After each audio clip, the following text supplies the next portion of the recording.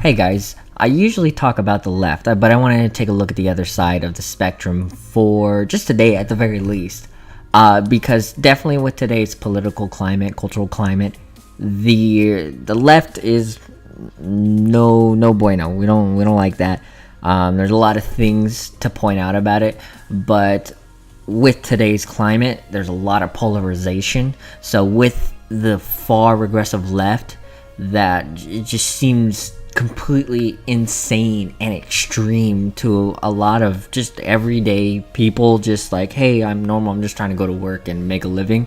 That just looks so insane. There's a lot of polarization, so that extreme has created another extreme, and that's the far right. Now, face value, of course, depending on which side of the aisle you're taking a look at from, the far right is either really great or it's really bad. It's really great because they're pretty much a counterculture to the regressive left, or they're really bad because you're a part of the regressive left and you see them for Nazis or whatever the case may be. I think it's a little bit more complicated than that, and I think a really good example for that is Milo Yiannopoulos. And to be fair, he's said time and time again that he is not a member of the far right, but it's important to recognize that he does attract the far right. So regardless of he identifies himself as the far right, a lot of the far right movement identifies with him. And the concern with the far right, because I'll give them culturally, they're pretty decent. I like a lot of the ideas they have culturally. I think sometimes they really miss the mark and it's not okay. But I definitely think politically it's almost insanity.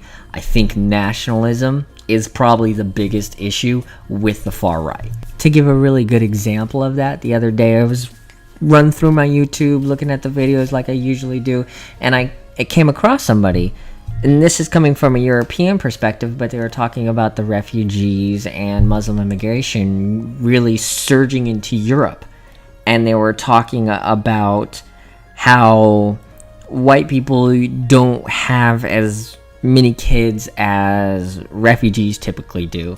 So, and it became a conversation on that refugees were going to outnumber white people.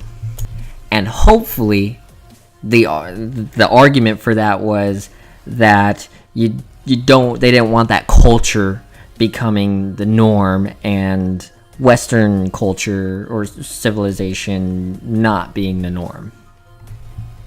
But the way that it was explained was that they were going to breed white people out of existence. So it became an argument to continue the white race, which I think if certain people are listening to it, it comes off very racist. And that's a huge issue with nationalism. I don't think at the root it's racism, but I think they become a little tone deaf of what they are saying and what it comes off as. And I don't think that it's inherently racist, but it definitely it emphasizes on race, and it emphasizes on the white race, and it goes, the white race is losing, the white race is not winning, and we need to be winning, or at the very least we need to not be losing our spot. And to me, I think this is a dumb issue to argue about. I don't care about race. I don't care about white people. I don't care about black people. I don't care about Mexicans, Indians, Muslims, Iranians, whatever. It doesn't matter. It's not important. What matters is character. So if it was an argument to say, hey, Muslim culture is going to breed out Western society in countries like the UK or Germany or wherever, then that would be a legitimate argument, and that would be something to take a look at, because regardless of how you feel about the issue, there are some things that we can take a look at when we're looking at Muslim cultures. So, I mean, let's take a look at Iran or wherever. So, I mean, that's a discussion for another time. if that was the argument presented, that would be a whole different issue within itself. But what it comes back to is it's the far right, it's nationalists that are painting a whole new picture of almost right-wing extremism that I feel like, which is eventually, because this is kind of what happened with the last election, is that a lot of America rejected that really far regressive left movement. And I mean, people are taking a look at college campuses and going, what is going on? Why is that a thing? And they're trying to distance themselves all the way away from that as far as possible. So they're gonna reject Democrats, they're gonna reject even moderate leftists, anything along those lines, because they want to have anything to do with it. But what the far right, I fear, is going to do is they're going to do the same thing on the other side. So what we're going to see is you're going to see these people that are going to come up and they're going to say, forget, or they're breeding the white race out, we need the white race to stay, or whatever they are saying. It's going to become, whoa, I need to get away from that, I don't want to be anywhere near that, I'm going to go back to the left. So to paint that in another picture, it's almost impossible to argue that the left has won the cultural war, and they did it really well. But now they instead of keeping what they had and said, all right, we're going to stay right here and we're going to keep going with these policies, they wanted more, and they kept pushing, and which is how we got the regressive left. And they kept pushing, they kept wanting more, and they pushed the pendulum so far in the other direction, people started to push back against it, going, whoa, way too far. And essentially that polarization made the far right, and that's eventually, I think, because what I'm starting to see now is a lot of right-wing ideas start to come in the limelight, be a part of media and all that stuff, and then people are going to start to probably gravitate to the right. It's going to become a little bit more culturally acceptable, and it may at one point be on top of the culture war, and then we're going to like it, and the far right's going to come and they're going to push it the pendulum the same way that the regressive left did, and we're going to see the same thing but on the other side. And the big reason to take notice of this is because this is one of the most polarized presidencies that the United States has ever seen. There's huge support for Donald Trump from Republicans, and there's huge rejection of the president from Democrats. So something I would say to be aware of when you're cheering on that YouTube video where somebody totally pwns a Democrat or whatever, just really listen to the ideas in it and what they're actually saying, because I mean, it's entertaining and it's funny, but when you bring these people up, it's going to make the rest of the movement look bad. I think I love Milo. I think he's hilarious, but I don't think he's the right spokesman. And I think what's going to happen is that when people really start zeroing in on what our ideals are and what our ideas are, people are going to look at Milo and they're going to go, that's what it is. And it's going to be another uphill battle, and they're going to be able to maintain the moral high ground, because regardless of how much you love him, he does say a bunch of controversial stuff, and he's gone on to say that he's a provocateur. So in definition, his job is to say insane things, crazy things, to just provoke people, which is fine. I love it. It's entertaining, but it's not what we need to be propping up and going, hey guys, this is what we stand for. This person can clearly communicate what we're trying to get about.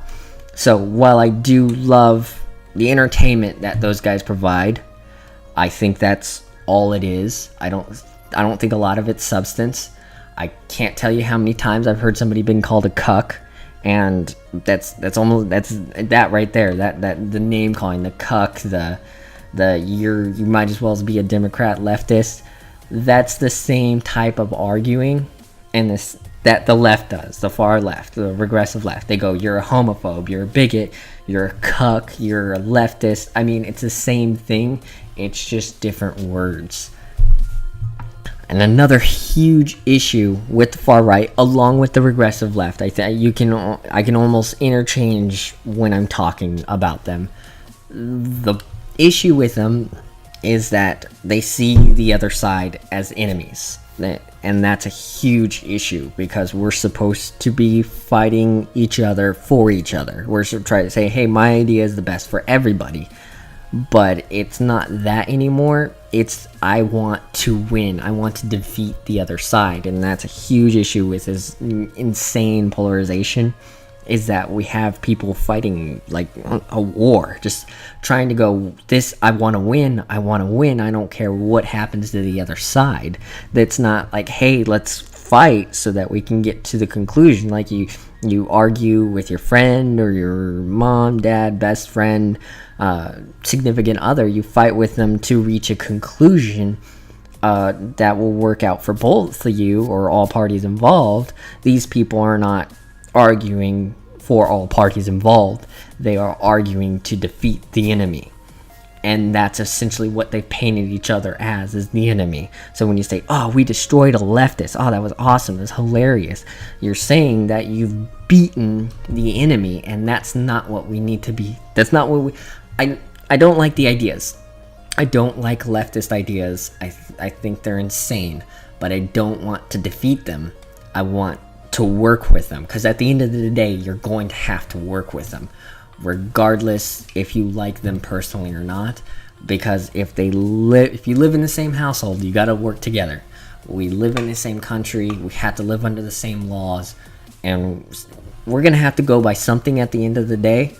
I'd rather it be something that I kind of had involvement in, rather than just being completely and totally, utterly just shut out from the entire conversation. That's how you get where the media is. It's how you get where culture is, where there's been complete rejection and like just almost shut out of the right. And that's why people get just completely sandblasted. Like, they can get fired for saying anything that's conservative. And that's not what I want. That's why I don't want to look at these people like enemies. I don't want to get on top of the culture war, and now we're firing people for saying liberal ideals. I don't think that's where we need to be either. I think people need to be able to express themselves and work together regardless. And that right there is absolutely crucial, because nothing in this country is going to get better until we learn to work with each other. I remember having a conversation with a boss of mine, and he was saying how Donald Trump supporters, they may not be racist, but David Duke supported Trump, and they supported somebody who was supported by the KKK, and that's, they're racist, he's racist somewhere, so they're connected to racism somehow via association or who they support. And he told me that he could just not, he couldn't work with him. And I was trying to get across a point that he has to work with him. You can't get around that. If you don't work with him, nothing's gonna get better. And he said, I just can't. And that complete shutout, that's somebody who is not making the world a better place. That is somebody who is just going to just cut that off from his life, and that's it. That's the end of his world. I mean, maybe he lives the rest of his life happy and has a bunch of liberal friends, but the people around him, the people, like, let's say me, let's say he just stops talking to me. I didn't do anything personally to him, but it's really important to be able to work with everyone. I know I've said it like 9 times now, but I can't emphasize how important it is to be able to not look at your fellow Americans as Americans, not as the enemy. Because when you're looking at them as the enemy, you're looking at half of your team as the enemy. You might as well just be shooting yourself in the foot, because that's still your team, and when you're hitting your own team, you guys are losing. So good way for America to lose, just keep doing what we're doing. We'll get there soon enough, I promise. But really sorry about the longer video. I think it's really important to work together, yada yada yada. If you don't agree, let me know. I'm trying to get some art out here soon. I'm not an artist, but I know an artist, so there's that. Anyway, thanks for watching, guys. Catch you later.